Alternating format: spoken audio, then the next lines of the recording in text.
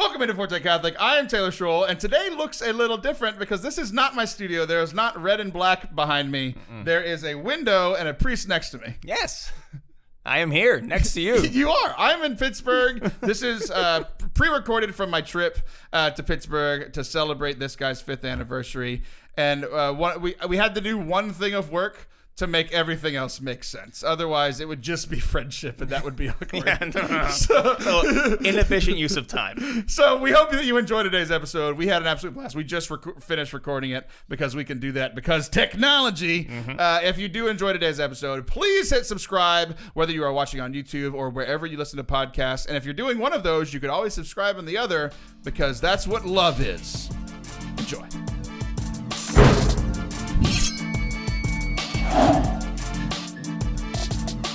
What's up? And welcome to Forte Catholic. I am Taylor Schroll. That's Father Anthony Sciarappa. Like, what are you doing? Itching your ear? Yeah, it's just loud when I'm right next to you. Yeah, it like is. I can turn down the volume normally, but this is live. We have only ever done this in person one other time before. And we were in that weird little van. We were in a weird little van. This is much better because I think I exceeded the weight limit for that van. Most certainly. And then we had you in there and Tony Vacinda in there. And that is all of the large Catholics. All of them. So I am in Pittsburgh or some small town next to it where Nick Sciarappa lives. Nick, come here, buddy. He's producer Nick for this podcast. He is. Father Anthony is here, and his brother is here. There he is. He's touching me. Stop touching me. Nick is producing. What are you doing? Nick is producing today's show. We are at his dinner table. Yep. Well, I guess you probably eat breakfast and lunch here too. And we're recording a show live because I came up to Pittsburgh City to celebrate this guy's 5th anniversary into the priesthood. Yeah. That was just yesterday. We did it. We did it. I couldn't have done it without you, Taylor. I think you could have. Probably. It just would have been sadder. Yeah. So I flew in on Thursday, and we celebrated on Friday. So we... and just for context, we have been very good friends for a long time. Yeah. And we met one time, pretty close to here, went to eat breakfast, and then you dropped me off at the airport. That's the first time we met. Yep. And then all of us spent some time together at a conference for 5 days. And then other than that, this was the 3rd time we spent time together as human beings in person. So we did it. Yeah, everything else has been Xbox Live chat. Right. Pretty much, and a few phone calls. So this has been nice. It's been good to have you over. You haven't kicked me out of your life yet. No. You know, you still have time to save it. I do. You got a few more days for you to kind of bounce back and yeah. There have been a few times where I'm like, do I need to change my flight to earlier? Do I need to leave tomorrow? No. As long as you keep giving me money for gambling, you can stay. I did do that. So to celebrate your anniversary yesterday, we woke up very late. Well, we woke up very early because the sun woke us both up. Yes. And then we both went back to bed for like 4 more hours. Yes. And we went to go eat breakfast. And then we did something that was a first for you. It was a first for me. We went to a casino. That's how all first timers say it. It's the casino. So tell us about your experience, your first experience being in a casino. So I've gambled before because I'm Catholic and I've been to parish festivals and stuff, and I know how to play poker and that kind of thing, but never been to a casino before. And Taylor was like, this sounds like a thing you would like. And I'm like, it does sound like a thing I would like. So we went. And I lost all of my money and most of Taylor's money. Yeah, not a lot of luck at the old casino, but it was fun. It was fun losing your money, especially. Yeah. You did seem to have a lot more fun when you were losing my money. You had more fun losing my money than you did the few times you won with your money. Yeah. But there were very few times. Yeah. So I love casinos. All of my family is from southern Louisiana, where gambling is in our blood. But I live in Texas, where gambling is illegal. So, I mean, unless you use an offshore account to gamble on sports, which no one in this room has ever done. Never. But you can't, there's no casinos in Texas because I don't understand why. There's no other rules in Texas, so why can't we gamble? Yeah. But, so I would either have to go to Louisiana Or like when my wife and I we lived in Steubenville, which is about an hour from here. Before I dropped out, don't worry, I'm not one of those weird franny grads. I quit while I was behind. So there goes Riley. We just saw Riley leave in the shot. But I don't think she was planning on leaving. I think she heard me start the show. It's like, I'm out of here. Yeah, we don't blame you for that, Riley. No worries. It's fine. So my wife and I, when we lived here, we had very little money. But we had like maybe $50 to $100 of spending money for the month.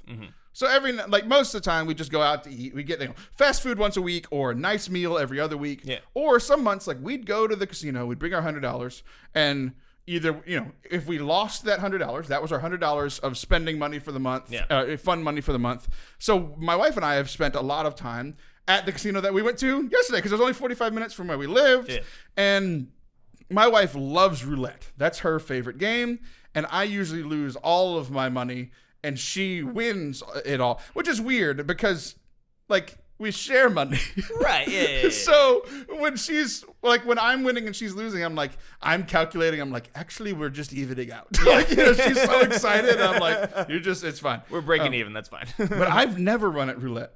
And we sat down yesterday. You could not stop winning. It was unbelievable. It was insane. Like, I kept hitting. So roulette it's a game of chance. Yeah. And there's some things you can do that are like a 50-50 chance, a 49% chance. There's other things that you can do that are pretty close to that. And then there's this one way that you can do it that is a 1 in 38%, 1 in 38, whatever that percentage is, chance. And I won like 4 of those in a row. Yeah, it was unbelievable. And like you get one like 37 times your money, right? Yeah. And I won that like 4 or 5 times in a row. And meanwhile, I look at your stack and it's gone.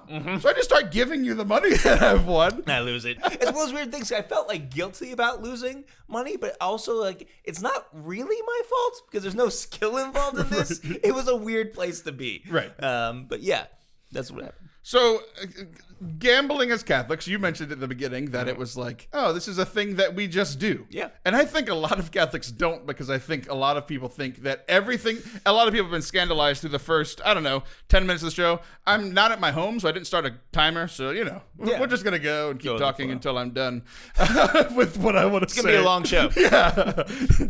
9 hours later. But no, we have to hurry up because we're going to the casino again. Yeah. So, how is that not a sin, Father Anthony? You said it first, and you're the representative of the church. Yeah. I've done it a bunch, and I'm proud to talk about it on this Catholic podcast. Right. So, what do Catholics know about gambling? Well, first of all, it's how many parishes just stay afloat. If you've ever been to a parish festival, or they're selling raffle tickets or whatever, that's all. I thought you meant something different. No. So, I mean, like, I'm giving this like a lot of thought. But it's like one of those things that if you do it responsibly, it's fine. It can obviously become a vice. There obviously really is gambling addiction, that sort of thing. And that can really mess up your life. It's not good for you. It can enter sinful territory. But if you do it, with a relatively level head and you're just doing it to have fun, spend a little bit of money, see what it goes. Like, I think that's fine. I don't think we have to be weird about it. And like I said, just because, not that everything that goes on in Catholic parishes is always kosher. We know that as Catholics as well, but like this is just not even in all synagogues. No, exactly. Yeah. So it depends on the synagogue. So yeah, I just don't think you have to freak out about it. More and more, the more and more I'm on Catholic internet stuff, and the more and more I'm just in a parish, it's like, can we just be chill and normal about stuff? Like just be chill and normal about stuff. And that's where I'm at with gambling. I'm not going to do it every day. I'm not going to do it all the time. My friend Taylor comes over. Let's go to the casino. It's a good time. And that's it. I don't think you have to give much more thought to it. It's really fine if you're losing someone else's money. It's great. I actually recommend that. Playing with other people's money. Oh my gosh, so much fun. Wow. Yeah. It was so funny. Like we both bought. So here's my thing with gambling. Did you know that the Catechism actually talks about gambling? No idea. 100% it does. It does? Yeah. I hope I was right. You were very good. Yeah. Except all of it was wrong. No, I'm just kidding. Everything you said was pretty much what the Catechism says. It's 2404. I'm not going to read it because this is an entertaining show. So, but everything. So here's the premise that I use when it comes to gambling, and I even told you this beforehand. And it's really interesting how the premise for how to have a good time, and also the premise for how to do gambling virtuously as a Catholic, it's the same solution, Okay. right? So if you go and gamble, let's just take Catholicism out of it. If you go and gamble and you like bring $1,000 and you lose that $1,000, like I can't speak for everybody. Everybody has their number. But for me, if I went in and I lost $1,000, like that's a large percentage of what I make in a year. Yeah. Like half. Yeah. But ForteCatholic.com / donate. But like, so if I went in and lost $1,000, knowing that that would be a bad thing, if you walk away from gambling sad, then it wasn't fun. Yeah. Right. So, and then on the Catholicism side, it's, you can't, like, I can't, I'm a husband, I'm a father. I have to be a good steward of money that has been given to me by my family and donors and all, like this is the salary that I'm making, all these things. Right. So the rule that I told you before, do you remember what I told you before we went? About when you were deciding how much money you were going to get out of the ATM? What did I tell you? Well, you told me a few things. I'm not sure this is what you're going for. Don't look anyone in the eye while you're gambling. Yeah, don't look anyone in the eye. I know. Your dad, you told me the story about your dad. Was that what you're talking about? Oh, that was another thing. Yeah. So your dad, you called up your dad the first time you went to the casino, and your dad just had this one piece of advice for you, and it was, before you spend any money, just look around. Look around all these machines, all this nice decor, all these people working there. Look at all of that. Realize that you're going to be paying for that. Right. Yeah. Go have fun. Enjoy yourself. But have a realistic expectation. Like, I 100%, like, the amount of money we used yesterday. Yeah. Especially after I gave you some. Mm-hmm. Like, we paid for a few people's hourly salary. Yeah, like, absolutely. All of our dealers. Yeah. The other thing was, it was about how much money to take. Do you remember what I told you about that? Well, I mean, take a certain amount of money. That's what you use to spend, and after that, you're done. Right. So they have ATMs in the casino. I think it is very dangerous for Catholics to use ATM at the casino. Yeah. Here's why. I always bring the amount of money, and my amount of money has changed. Yeah. Like when my wife and I went, when we were dead broke. Yeah. What did I tell you? Our budget was for entertainment for the month. Yeah. We could spend that however we wanted. Mm-hmm. Sometimes it was eating out. Sometimes it was eating out fast food. And then other times it was the $100 where I took $50. She took $50. Yeah. If we lost it all, which some nights we did. Sure. Some nights we were up, some nights we lost. Actually, over the course of the year, we evened out almost to the penny. It was unbelievable. Yeah. But there were some nights where I would lose my 50, she would lose her 50, and we walked away having enjoyed ourselves. Right. Because I was with my wife, who it was our first year of marriage. We had a great time. We got to drink, we got to talk, we got to gamble, we got to have fun. And what did it cost? $100 for a night. Right. That's not a ton to have fun in an evening, right? We are not dead broke anymore. Yeah. I still work in the church, so I'm not like making a ton of money. So it hasn't gone up too much. Right. But I have an amount that's relatively small. Yeah. And that's the amount where it's like, look, if I lose this amount, I mean, it's not going to be thrilling. No, right. But it's like, I can walk away and be like, look, like we were celebrating your anniversary. I wanted you to have a good time. It was fun. Yeah. Here's the amount of money that I'm willing to spend for you to have a good time. Yes. And then if I walked away with more money than that, That's a win. then that's fine, right? If I bring $200 and I walk away with $100, okay, I only spent $100 for us to have fun. If I lost all $200, okay, I spent $200 for us to have fun, but I'm not going back to the ATM. I'm sorry, I love you, bud, but I'm not spending $1,500 for you to have a good time. But I think there's some people who still might be judging us, and especially if they're Catholic. Welcome to Forte Catholic. What's new? But if they're Catholic, they have no room to do this because every Catholic gambles. If your parish has more than one priest, you are gambling when you pick that mass. If there's different mass times, you're gambling because you don't know what kind of songs you're going to get. If you go into a different church, different confessionals, there's different choices for priests. That's a gamble. That's a bet. You don't know what you're going to get. You're hoping for something high, but you don't know. So no whammies. As you're opening the door to So see don't you look at us and no. We're all the same. We all have the same challenges as Catholics. So that's what I want to say to those people. Yeah, I'm glad you did. Yeah. What a turn we took. You're a gambler too. Can't tell if you're pointing at the camera or Nick, but either way it works. Well, Nick will be a gambler in a little bit. So yeah, we went. We had a blast. We're gonna go again. Nick's gonna come with us right after we're done recording this. Yeah. And we're gonna have another good time. And with the amount of money that we budgeted, because ultimately, like, we have to be good stewards of our money. Like, none of the money that I spent yesterday was used to Like, it's not money I needed to feed my children. Right. It's not money I needed to feed my wife. It's not money I needed to put a roof over our head. It's not money. It was fun money, right? Yeah. Everybody's allowed to have fun money. Some people like to spend all of it on video games. Other people like to go out and eat. Other people like to go and gamble. Like, as long as it's within that range of your entertainment budget, have fun. Amen. That's gambling. We'll be right back. Don't go anywhere. Father Anthony, you've been a priest for 5 years. We've been celebrating that. Do you have a Catholic Match account? I do not have a Catholic Match account. That would be terrible for me, and my diocese would fire me. Good. I'm glad to hear that. That was a test, and you passed. Yes.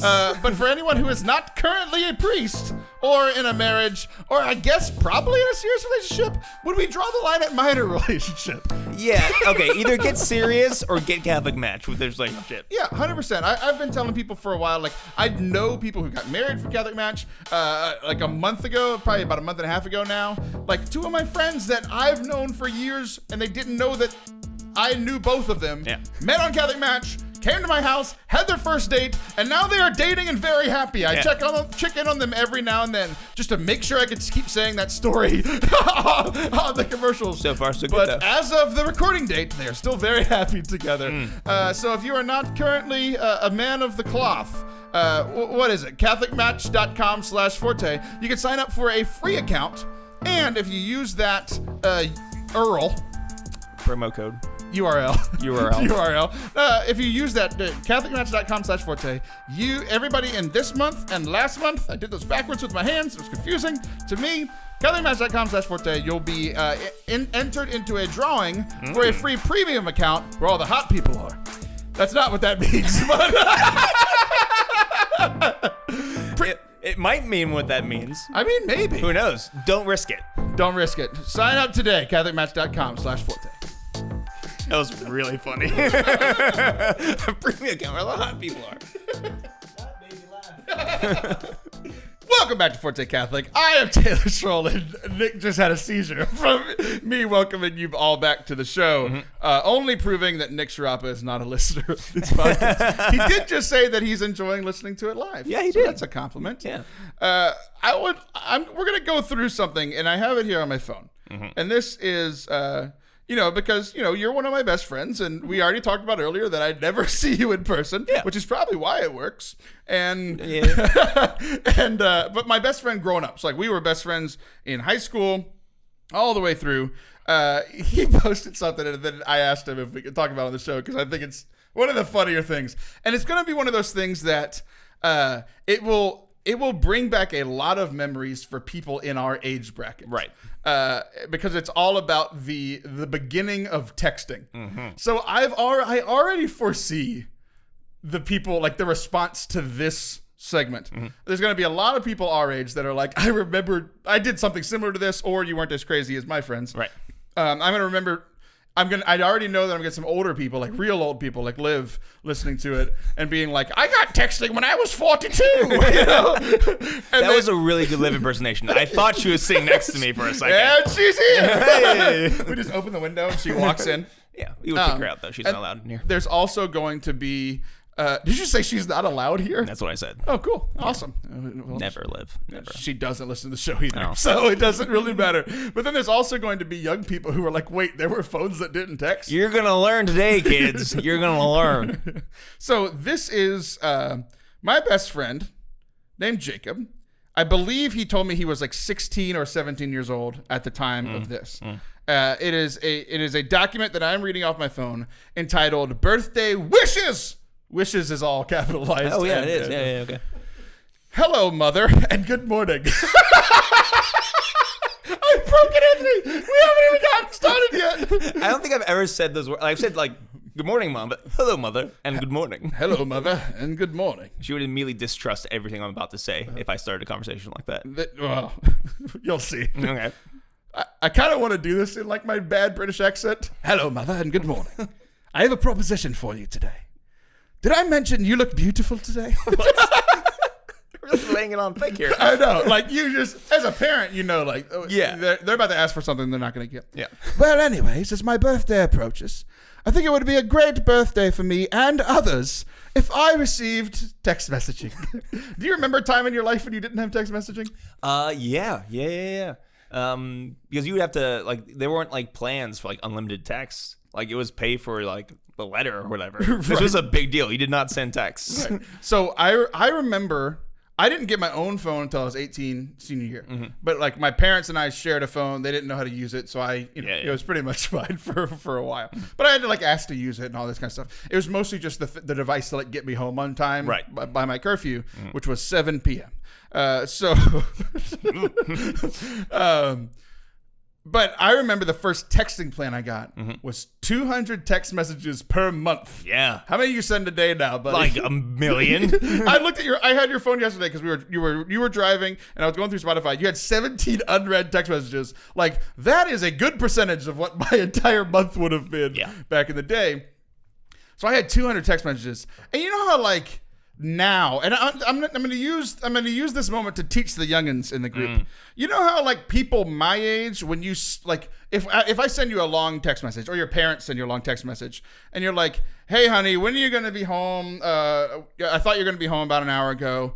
Where are you?" Yeah. And you just send back K. Yeah. Like, it makes people our age incredibly angry. Like, it is still kind of rude, but for us, K used to be one of those 200 texts. Yeah. So you just took I think it's 0.5%. The mathematicians in the congregation are going to have to let me know. Yeah, whatever.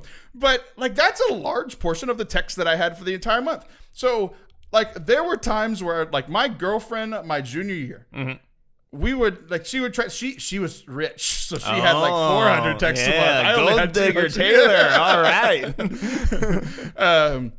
So she would text me, and I'd be like, "Please stop texting me. You're going to ruin my life." And it would be like really sweet things, and I'm like, she'd be like, "Oh, I think you're so lovely, and your arms are so amazing." And I'd be like, "Stop it, please." Keep going in person, but stop it here. All right, it continues. Now, I don't have to get it on my birthday. I think I've become a woman. Whatever. If at all possible, I would like to receive it as soon as possible. Use possible twice in one sentence. Yeah, that's bad form. Stupid 16-year-old. I would like to receive nothing else for my birthday in exchange for text messaging. Now, exchanges are difficult if you don't have the thing you're willing to exchange. Right. It's assuming that gifts are mandatory, and parents don't like Hello, that. I would like to exchange this shot glass for your glass. It's like, no. That's not how gifts work. You have to exchange. No. Very bold. That is the only thing I want, and I believe that I have been asking for 2 years. That's all I wanted last year, too. I think this would be advantageous. Good SAT word. Yeah. To you as well as for me. For one, you could text me with something you would like for me to do after school. You could also text me for things you would just want to say, like, "Good luck tonight, buddy," or something of that nature. Talk about fishing for compliments. Right. Like, you could tell he didn't get these compliments, and he's like, Yeah. "If you text me, you could be a better parent." Wow. Yeah, there's a lot of subtext. There's a lot of subtext to this. Subtext. That's a good one. Yeah. That's a good one. I believe I would text back, "I love you. You're the best mommy a boy could have since you got me text messaging." Wait, how... Is this like totally sincere on his part? 100%. 100%. We are a third of the way done. Okay, sorry. Keep going. Oh, thanks for the support. I'm glad I can text on the bus to the game because we're not allowed to talk. Thanks for text messaging, Mom. Also, when I'm in college, I won't always be able to talk, but I could definitely text. Like, now he's like being, you know how like when you're asking for something and you have to be like kind of honest? You're like, "Hey, I really want to come over, but I don't have any pads. But also, it'd be great if I could come over." You're like, "No, I heard that part in the middle." Right. It's also a bit of a threat. Like, if you want to hear from me from college, you better text me. Right. Because I'm going to be busy. Where was I? Does it matter? Now, for situations like this to occur, all capital letters, unlimited family texting would need to be purchased. Wow. It is a fee of $30 per month. Is $30 too much money to tell your son I love you, or even your daughter? Going straight for the heart. he has a twin sister. Yeah. He's just bringing her in there. Yeah. Or it would be $20 for just me to have unlimited. So he's like, you can love your sister or not. That's fine too. Given options, being flexible. You could harass her with as many text messages as you want. See, I'm just thinking of you. This voice is really hurting my throat. I'm going to turn back into an American boy. Okay. You'll be my American boy. Another reason to get me text messaging would be for me and my pursuit for females. Wait.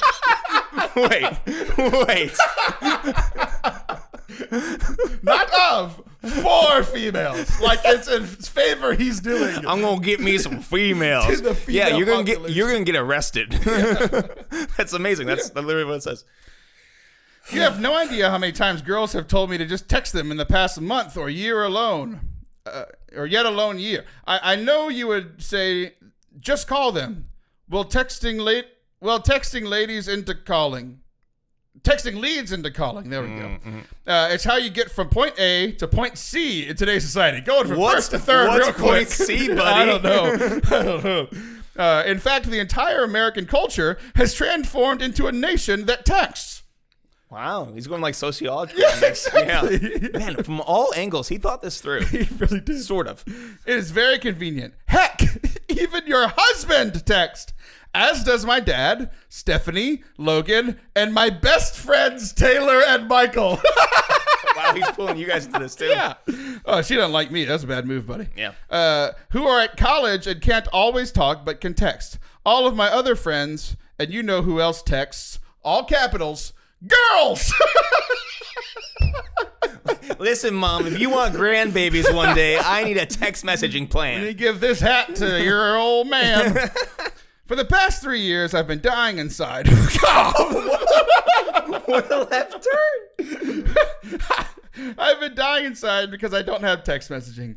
Everybody walks around with their phones and their text messaging, all caps. It's just not fair. I'm a good kid and I won't abuse my privileges. Now it is time to reward a good kid. Love you, Mom. Okay, I got multiple questions. Okay. First of all, the question that everyone's wondering about, did this work? 100% no. He didn't get it for another 15 months. You know, there's like rules for constructing a good argument. I don't remember them off the top of my head, but he bribes, he threatens, he begs, he tries to convince. He threw everything at his parents he possibly could in the weirdest way possible, as only a 17-year-old mind could come up with. And I both applaud him for his courage, but also, dude, that was a lot of wasted energy. It was a lot of wasted energy. Absolutely tough. Yeah.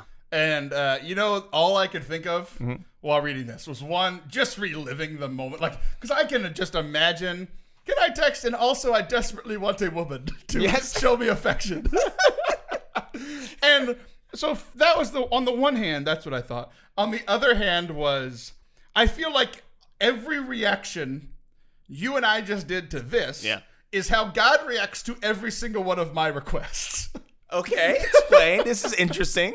I feel like he's 17 and we are now in our early 30s. Yes. So comparatively to 17-year-olds, we are ancient. Yes. Now, we are in our early 30s. Yeah. God is ancient, like actually ancient. Sure, yeah. So we probably sound as dumb to God with our adult prayers as this 17-year-old did just trying to get a woman. Okay, wait.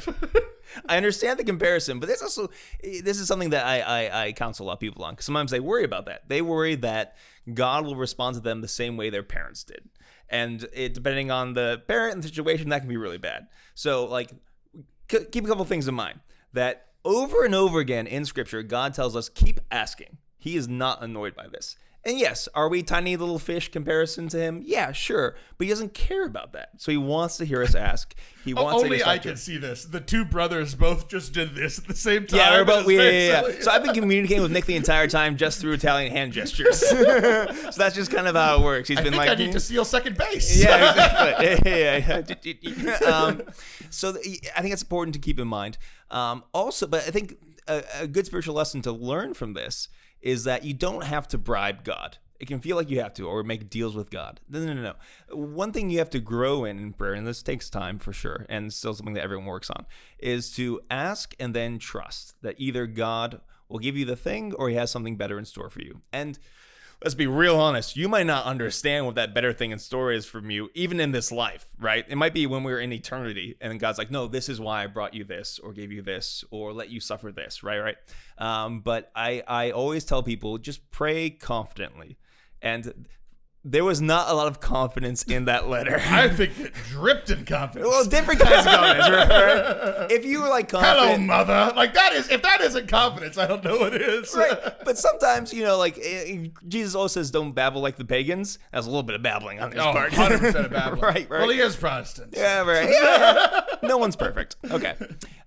So when you pray, there should be a prayer with confidence. And if you have things to say, feel free to say them. But if you find yourself trying to manipulate God in your prayer, that's showing that you still need to grow in trust. So, let's say that he, not that his parents were bad people for not giving him text, but if he was perfectly assured that his parents, there were plenty of other reasons. Yeah. If he was confident that his parents knew what was best for him, he'd be like, this is what I would like, and kind of leave it at that. But I trust you with your decision. That's how you pray. This is what I would like, but I trust you with my decision. Or if you're like me and Taylor, I would like to trust you more with your decision. Help me to trust you more with your decision, but here's what I want, right? So that's a better way to go about it. Look, I know you're busy, but it'd be really good for me and everyone else if I got this. Did I pray when we were at the casino? Lord, 2016 is my ordination year. It's my anniversary. I'm betting on 16. I mean, you can make the ball move and hit the 16, but he said, no. Meanwhile, I didn't pray, and I won a ton of money. Well, I mean, maybe there's a lesson in that, too. I should have prayed about giving you my winnings. Yeah, exactly. Yeah. But here's the thing. I hear everything you're saying. Okay, but there is a big but, and that big but is Abraham. Mm-hmm. I believe it's Abraham, I think. We'll find out. I'm John. So, I'm Ron Burgundy. Sorry, go ahead. Sodom and Gomorrah, that was Abraham, right? Yes. Okay. So I think Abraham's prayer with God and this prayer are the exact same. Oh, okay. Because Abraham was like, he does all the things that you said, all the manipulation things, the appeal to your goodness, try to butter you up, bribery, threatening, all of these things. I think he does. He's like, what if we find 50 good people? Right. Because God's ready to kill all of Sodom and Gomorrah. It's like, what if we find 50 good people? Mm-hmm. And God's like, okay, fine. If we got 50, now, Lord, in your goodness. I like that Abraham is British now. Yes. Lord, in your goodness, what if we find but 40? Yes. And he says, okay, but 40. Now God is British. I can't go back and forth between the accents. And it goes down to 30 and to 10, and then I think it gets down to 10 or 5. Yeah, something like that. Yeah. What do you know about the city of Sodom and Gomorrah? He did not find anybody. He didn't find them. I mean, but maybe he found 4. We don't know. He only barred him down to 5. I think it's implied. He barred him down to 5. But that's what Abraham did. And this, honestly, it's one of the big things that is always. Prayers of petition are very difficult for me. Praising God for He is good. Yeah. It comes more naturally. But prayer of petition, I just don't think I can change God's mind because I have that story in my head so often. Okay. Because here I am, just like my best friend Jacob, asking for these things, using all of these things, and they even okay, but the answer's still no. And it makes me just not want to ask. Yeah, I think that's an understandable feeling. So I think we have to look at the story and what is being taught in this story.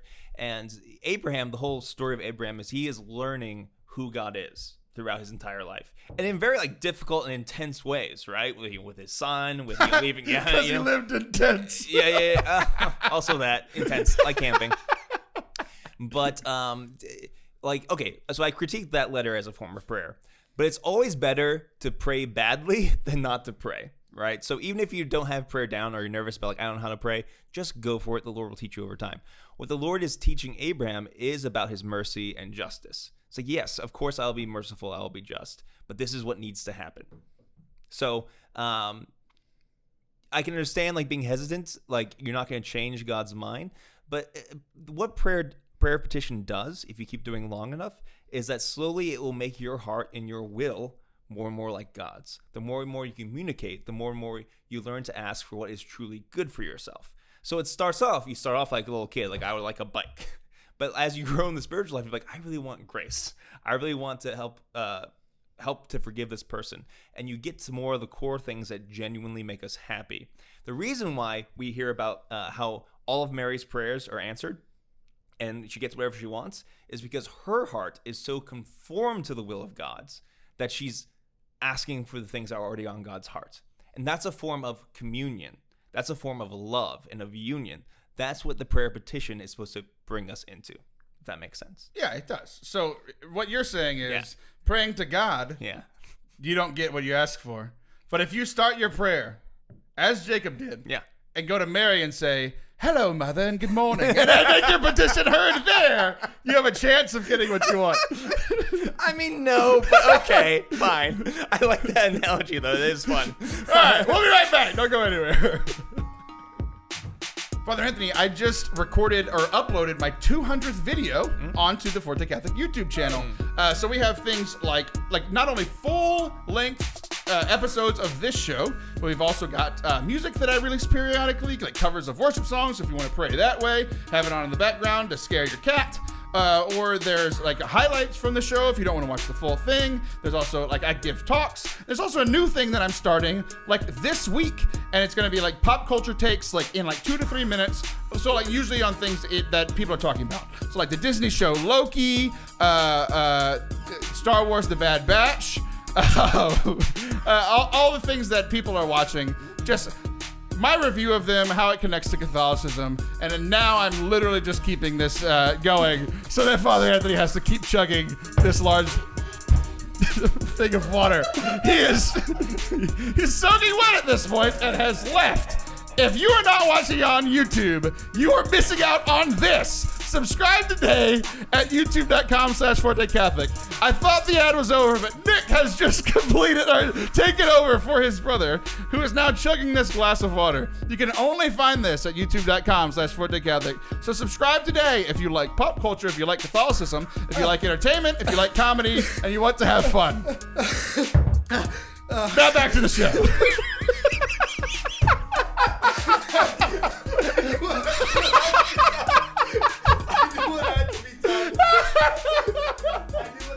Oh man! Welcome back to Forte Catholic. I am still Taylor Schroll. That is still Father Anthony Sciarappa, and we are recording in the Nip Sciarappa abode. Yeah. And so one of the things that's really been making me angry recently, and I've heard it from a lot of like, especially like male Catholics, prominent male Catholics, Catholic podcasts, YouTube channels, that sort of thing. It's like using effeminate as a negative, right? Like saying like, oh, you are being effeminate because you're not sacrificing enough, or you're not being holy enough. You're not being, and I think like I get like, you know, calling men to be better at sacrificing is a good thing. Absolutely. I think using effeminate is a negative because the connotation on the other side is like whatever you are saying is effeminate. You're not sacrificing enough, so you're effeminate. You're not sacrificing enough, so you're effeminate. Nick just jumped through the window. As we're talking, I love that this is happening during our serious segment. We always do 2 silly ones and then a serious one, and then Nick just jumped through a window. If you're not checking out Forte Catholic on YouTube, you really are missing a lot. You really are. That was fun. So back to me being pissed off about people using the word effeminate. So the connotation is oh, okay, guy, you are being effeminate because you're not sacrificing enough. So yes, now you're being a girly man. Right. Therefore, like, they're saying that it is womanly to not sacrifice. And I'm like, have you seen a marriage? Like, who is sacrificing more? It's mostly the wife. Right now, your beautiful wife is taking care of all of your children so that we can go gambling. Right, exactly. Like, that's sacrifice. Right. So, like, I've heard it with sacrifice, or with how you dress, or how you do this. And, like, it's just making me so angry that effeminate is used as a diss towards man. And I get that, like, effeminate is feminine, right? But it's just making me upset. Yeah. So there's a lot that's going on with this. And it points to a broader problem in our culture, that we've lost a lot of the Catholic idea, the Catholic imagination, the Catholic worldview. It's just been lost in our culture for a whole bunch of reasons we won't get into. And so there's a lot of different Catholic speakers, priests, projects where they're trying to reclaim the Catholic worldview on things.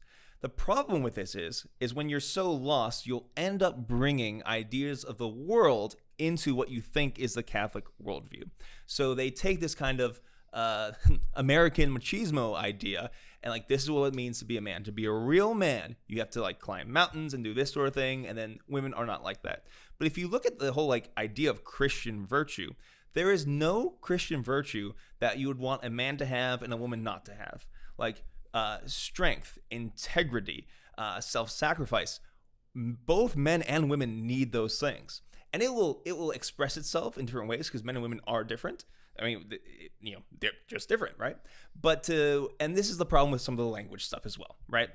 So in a lot of translations of Aquinas, he uses the term effeminate to mean a guy who is not sacrificing for the good. But in our minds, because of our English language, effeminate means feminine. And so you have a lot of guys trying to reclaim Catholic language, not understanding how language works, right. Especially in a world that's so messed up with the ideas of gender right now. And so they think, and then you add to the fact that these people aren't as intelligent as they think they are. Like they bought a copy of like the Summa of the Summa and they think that they're Catholic theologians and they're not. They're just stupid. And so you have that attitude where it's like... That's when Nick should have walked through the window. Right. And so they feel like, and they also feel like saying hard truths. Like if the right people are angry with me, then I'm right, which is not how a Catholic thinks, right? So they're taking this idea of taking Americanism and trying to plug into the church, not realizing they're doing it. And so, and to add on top of all that complication, the whole discussion of men and women and our complementarity and how we're different, it requires a lot of nuance, a lot of thought. Conversations between men and women, like it's a difficult thing that should be treated with care because it's a sacred thing that we're talking about. So you have people rushing into this. I get angry about this too, and saying this is male, this is female, and it's just much more complicated than that. And also on top of that, we like to say that, like the world will say that sex is biological, but gender is completely cultural. And a lot of times Catholics reject that because there's something real about what your gender and what your sex is. But it's also more complicated than that. So you will have men with more feminine qualities, culturally speaking, right? And some of that is culturally conditioned. That's a real thing. But even in that, I'm having trouble like even talking about it. Even in that, it's okay. So like you will have women who are into more traditionally cultural masculine things. That doesn't make them less of a woman. Not at all. And even the more like quiet, demure man doesn't make you any less than a man. Like speaking of Aquinas, like yes, he was a big dude. He walked around a lot. He was probably very physically healthy, but he spent most of his time with books. That doesn't make him. Did you just say the guy that like is known as fat is physically healthy? No, because like he was. If you think about it, like Aquinas, like he walked everywhere. So you're walking that much weight around. He was a strong dude. He would have been a really strong dude, right? Okay, so think about that. And in that case, yeah, I'm much stronger than I imagined. You could put in a few more steps. Yeah, and you have images of female martyrs who were as strong as any man in going into their death for Christ. Joan of Arc, yeah, she really didn't sacrifice for the good of others. Right, oh. Yeah, and that didn't make her any less of a woman. Right. So like this stuff is just people are trying to be smart and they're actually dumb, and you should just listen to Taylor and I.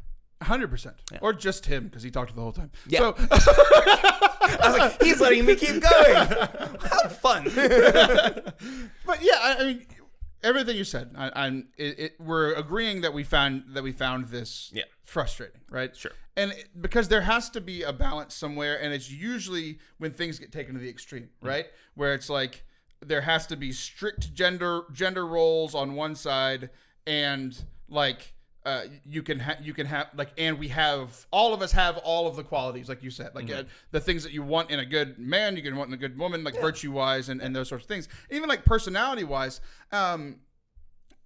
We all have them, just on different things. Like I think about like playing The Sims, right? This is a weird tangent, okay, but like, or even like an RPG. Yeah. You can like put points towards personality traits or like character traits, right?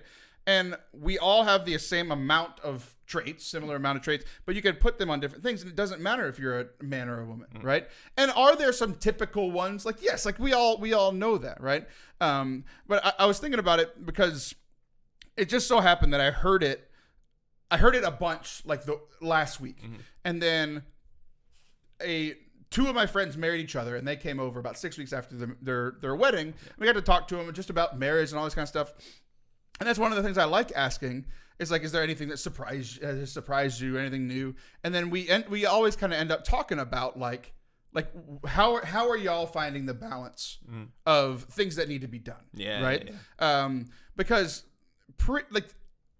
my wife and I, we're fairly typical on the like, I do the things that are pretty typically associated with men. She does the things that are typically associated with women, but there are exceptions, right? Where one of them that was actually kind of hard for me to give up because I thought, oh, the man has to do the yard work. Yeah. I have the worst allergies of anyone that I've ever met.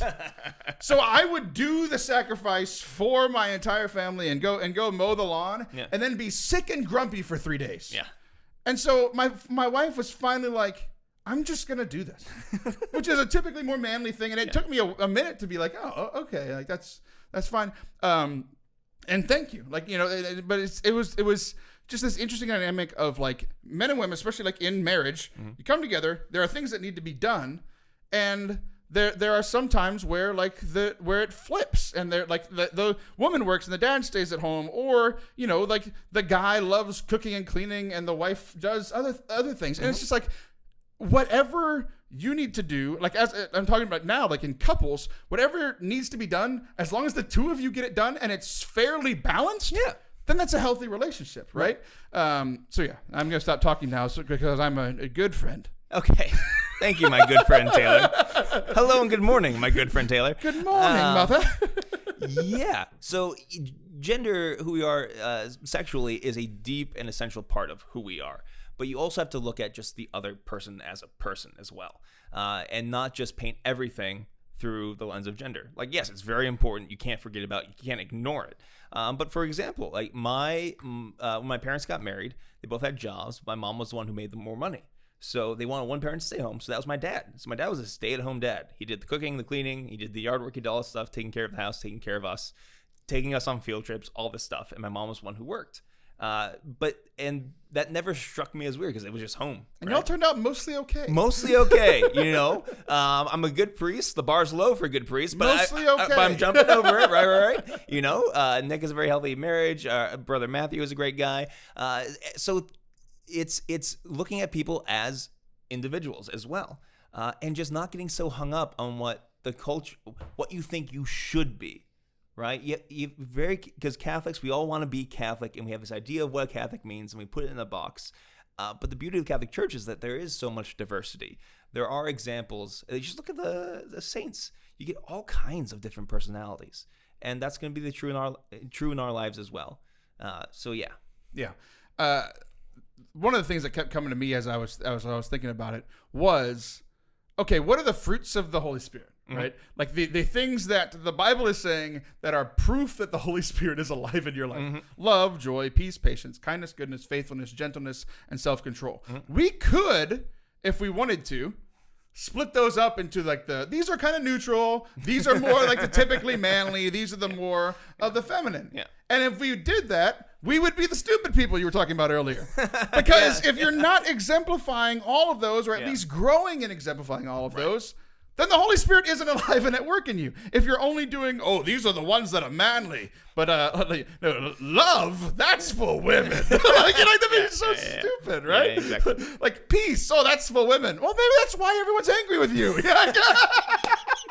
Yeah. Like it is for all of us, right? So we have to be able to find, like, one of the biggest things about Catholicism, Christianity, is that we have to hold two things in balance that seem to contradict each other, right? Gender is important, but also like holiness is important, and we have to hold these things that seem to not mix together. I mean, we say that there are three persons and one God. Yes. Two contradictory things that we have to hold together because it is true. Yeah. And also just keep in mind that men and women are made in the image and likeness of God, and they most exemplify that image when they are together. That's why marriage is such a powerful sacrament. And so, and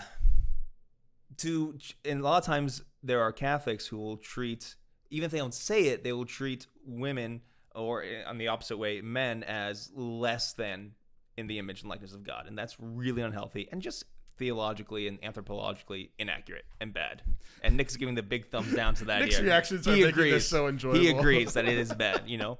And I think this is something like... Which is fun for me, because this is what I want all the listeners of the show to be doing. Yeah. Like, just randomly saying things, just boo! Yeah. Hurrah! Everyone be like Sciarappa. And part of the adventure of marriage is working through those dynamics with a real life flesh and blood person, where these things are not abstract. And a lot of times, a lot of people, Catholic commentators, who are talking about this are probably in weird marriages or single. It's like, maybe know your role a little bit. So maybe work on you yourself right a little now. bit.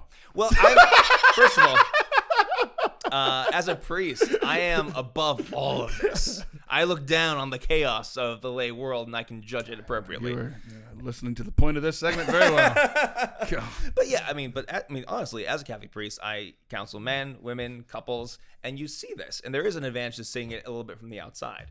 But the one thing I really appreciate and respect about marriage is that the other person is right there in front of you. And the beautiful thing about Catholic marriage is you can't run away from that. You have to go through that and experience that and argue and reconcile. That's why marriage is so sanctifying as its own vocation.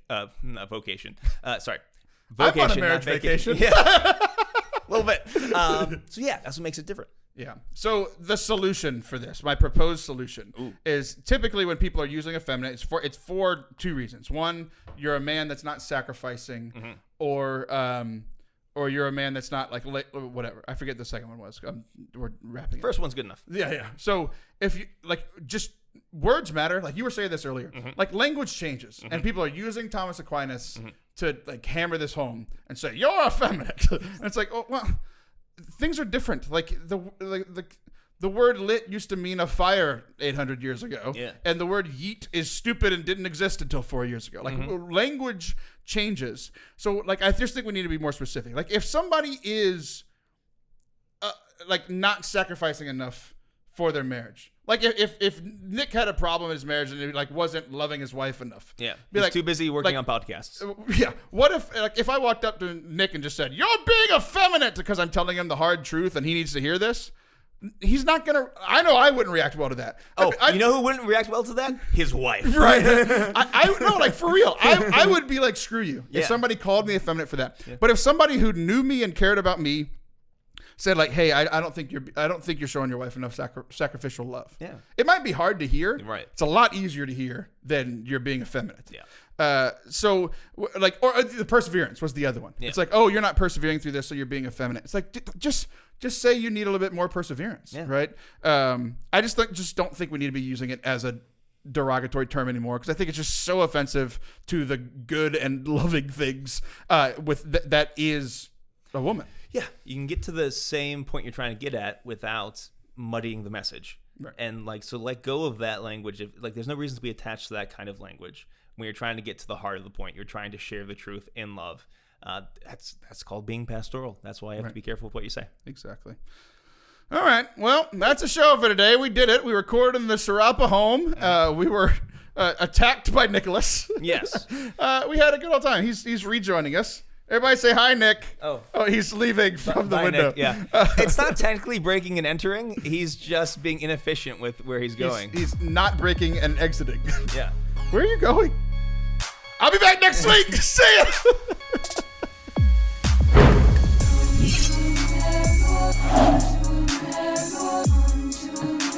Well, that was our show, and we're still recovering from that last commercial.